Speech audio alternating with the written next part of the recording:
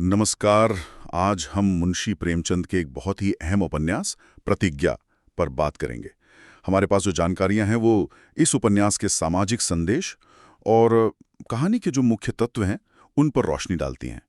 कोशिश यही है कि प्रेमचंद ने इसके जरिए जो सामाजिक सुधार का संकल्प दिखाया और कहानी में जो ज़रूरी बातें उठाईं उन्हें थोड़ा समझें।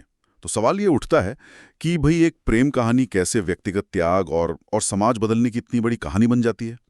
चलिए देखते हैं। कहानी ये कि बिल्कुल बीच में है अमर कुमार। एक नौजवान है, पढ़ा लिखा है और विचार काफी ऊंचे हैं। वो चाहता है कि समाज में जो जातिवाद है, अशिक्षा है, वो खत्म हो। हाँ, और ये दिलचस्प है कि अमर के विचार उस जमाने के हिसाब से कितने आगे के थे। वो सिर्फ सोचता नहीं है बल्कि वो चाहता है कि व्यवस्था को बदला जाए। कहानी में एक मोड़ आता है। सुधा के पिता, जो परंपरागत सोच के हैं, वो एक शर्त रख देते हैं। अच्छा, क्या शर्त? शर्त ये कि अमर को शादी के बाद समाज के जो रीति रिवाज हैं, जाति की जो सीमाएं हैं, वो माननी होंगी। ओहो, ये तो मुश्किल बात हो गई। हाँ, यहीं पर कहानी एकदम बदल जाती है। अमर यह शर्त मानने से साफ मना कर देता है और वो एक प्रतिज्ञा लेता है, बल्कि तीन प्रतिज्ञाएं? हाँ, पहली कि वो जातिगत भेदभाव बिल्कुल नहीं मानेगा। दूसरी कि वो निचली जातियों और गरीबों के बच्चों को पढ़ाएगा। और तीसरी कि अपना पूरा जीवन सामाजिक सुधार में लगा देगा।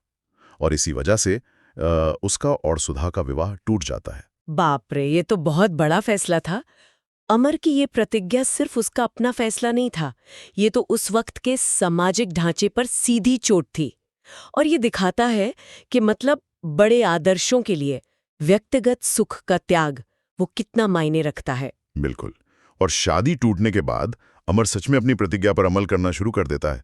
वो गांव-गांव जाता है, पिछड़े वर्ग के बच्चों को पढ़ाने का मिशन शुरू करता है। लेकिन आसान नहीं होता। हाँ, जाहिर है। उसे भारी विरोध झेलना पड़ता है, पैसे की कमी होती है, समाज उसका बहिष्कार करता है, पर वो पीछे नहीं हटता। अगर हम इसे थोड़ा बड़े परिप्रेक्ष्य में देखें तो अमर का जो संघर्ष है वो दिखाता है कि सामाजिक बदलाव की राह कभी आसान नहीं होती। इसमें विरोध तो झेलना ही पड़ता है, लेकिन अगर इरादा पक्का हो तो धीरे धीरे ही सही लोग जुड़ने लगते हैं। और दूसरी तरफ सुधा है, उसका क्या? वो अमर के विचारों से प्रभावित तो है, वो खुद भी कुछ करना चाहती है समाज के लिए, पर परिवार का दबाव है, फिर उसकी शादी भी एक पारंपरिक घर में हो जाती है। हाँ। तो वो बन जाती है। हाँ, ये सुधा का चरित्र उस समय की पढ़ी लिखी महिलाओं की जो दुविधा थी, जो सीमाएं थीं, उनको दिखाता है। वो बदलना तो चाहती थीं, पर सामाजिक बंधनों में इतनी जकड़ी हुई थी कि मुश्किल था। लेकिन वो मनी मन अमर के काम का समर्थन करती है ना। कहानी में कई बार उनकी राहें टकराती भी हैं। बिल्कुल, एक अनकहा प्रेम और सम्मान तो बना ही रहता है दोनों के बीच। उपन्यास के एंड में क्या होता है? क्या अमर की मेहनत का कुछ फल मिलता है? हाँ, ऐसा लगता है कि अमर की मेहनत धीरे धीरे रंग ला रही है। समाज में थोड़ा बदलाव दिखने लगता है। अच्छा। और सुधा भी अपने दायरे में रहकर कुछ कोशिश करती है सुधार लाने की। तो इसका क्या मतलब निकाले हम? देखिए, उपन्यास का संदेश तो काफी साफ है। एक तो ये कि सच्चा प्रेम सिर्फ साथ रहने में नहीं है, बल्कि एक दूसरे के आदर्शों को जीने और जीने देने में भी है। ये बात तो है। अमर और सुधा अलग होकर भी एक तरह से जुड़े रहे अपने अपने आदर्शों के जरिए। और दूसरी बात जो शायद ज्यादा जरूरी है वो ये कि समाज में अगर सच में बदलाव लाना है तो उसके लिए व्यक्तिगत त्याग और बलिदान वो जरूरी है।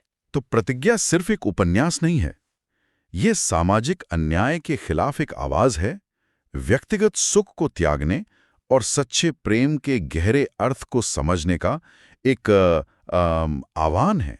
और ये कहानी आज भी उतनी ही प्रासंगिक है मुझे लगता है। जब हम सामाजिक न्याय की, बराबरी की और अपनी व्यक्तिगत जिम्मेदारी की बात करते हैं तो ये हमें सोचने पर मजबूर करती है कि क्या हम बदलाव के लिए कोई कीमत चुकाने को तैयार हैं या सिर्फ बातें ही करते हैं। बिल्कुल। और जाते जाते एक सवाल हम सबके सोचने के लिए छोड़ जाते हैं। क्या आज के दौर में भी समाज को बदलने के लिए अमर जैसे व्यक्तिगत बलिदानों की उतनी ही जरूरत है या अब रास्ते बदल गए हैं? सोचने वाली बात।